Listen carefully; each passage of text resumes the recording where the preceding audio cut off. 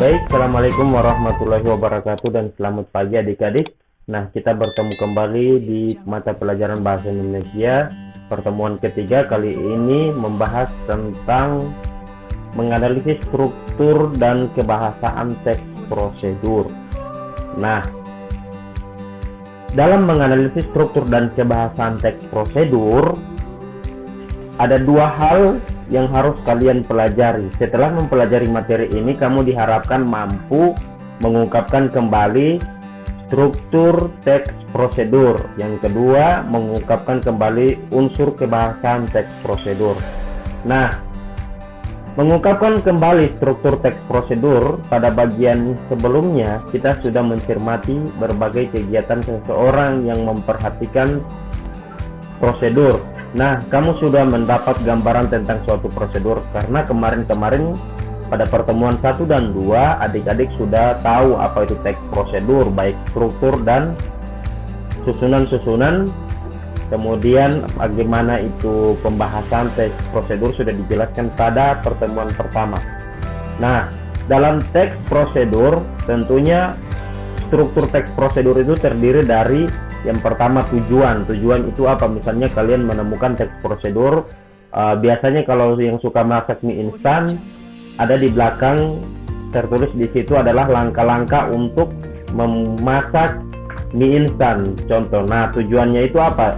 Cara memasak mie instan. Nah, itu yang tujuan. Kemudian di situ ada langkah-langkah. Yang pertama adalah misalnya panaskan air selama 3 menit, kemudian dan seterusnya. Nah, penegasan ulang setelah melakukan apa-apa itulah. Setelah melakukan hal-hal yang tadi, maka ditegaskan demikianlah cara membuat mie instan misalnya ya. Jadi struktur teks prosedur itu terbagi menjadi 3. Yang pertama tujuan, kemudian langkah-langkah, dan yang ketiga penegasan ulang atau penutup.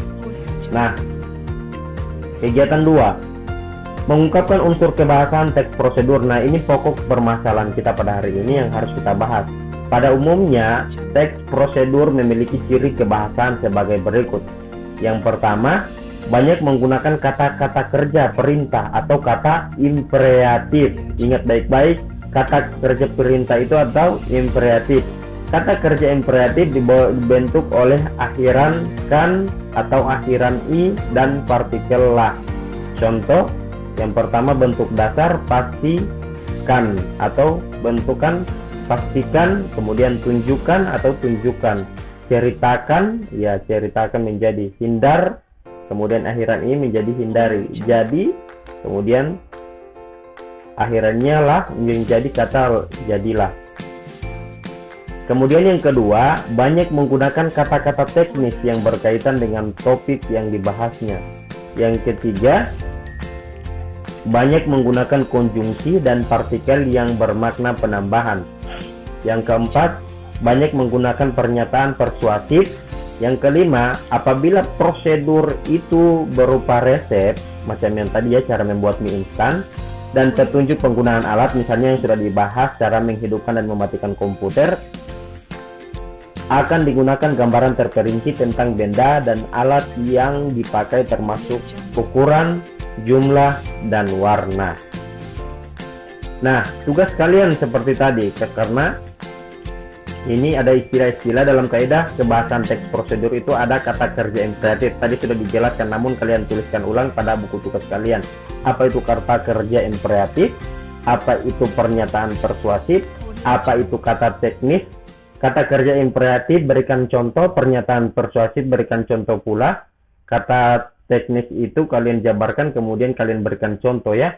Kemudian konjungsi penjumlahan dan alat deskripsi. Nah, di sini kalian harus menjelaskan dan berikan contoh apa itu kata kerja imperatif, pernyataan persuasif, kata teknis, konjungsi penjumlahan, dan deskripsi alat.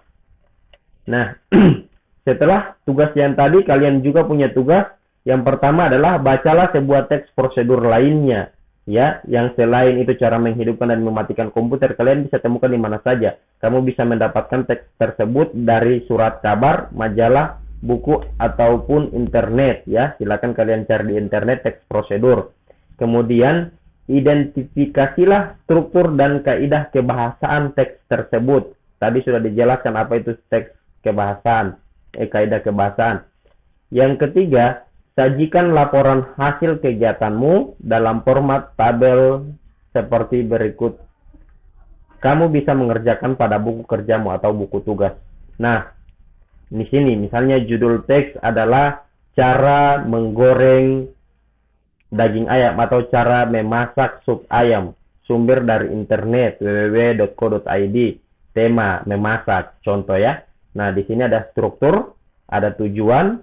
Kemudian tujuan itu kalian bahas beberapa kalimat, misalnya cara memasak, kemudian langkah-langkahnya ada apa saja. Satu, langkahnya begini, langkahnya begini. Kemudian yang kedua, yang ketiga penegasan kembali. Nah, itulah cara-cara untuk memasak mie ayam atau sup ayam atau apapun yang kalian temukan dari teks prosedur di internet.